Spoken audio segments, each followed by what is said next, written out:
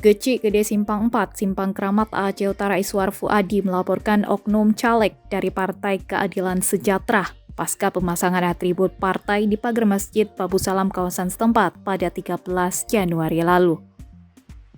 Iswar nekat mengadukan caleg Denny Safrizal ke Polres Lok Semawe pada 6 Februari lalu setelah mendapat ancaman dan akan menurunkan masa usai dilarang memasang atribut partai di lingkungan masjid. Pelapor melalui kuasa hukumnya Fauzan menerangkan kliennya mendapat ancaman setelah mempertanyakan baik-baik ke caleg Partai Keadilan Sejahtera terkait pemasangan atribut partai di pagar Masjid Babu Salam.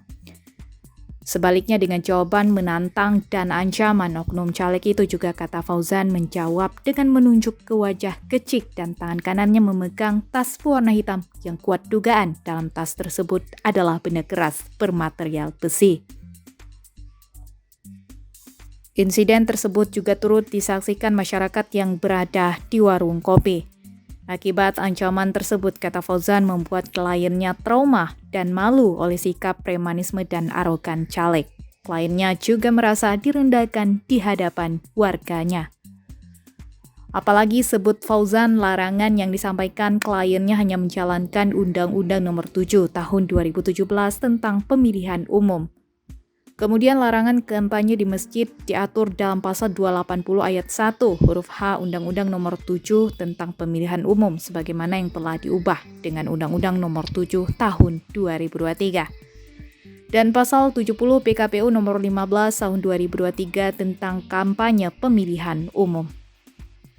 Serta keputusan KIP Kabupaten Aceh Utara Nomor 271 Tahun 2023 tentang penetapan lokasi pemasangan alat peraga kampanye pemilu 2024 yang menjelaskan bahwa atribut partai tidak boleh dipasang di tempat ibadah, dalam hal ini masjid.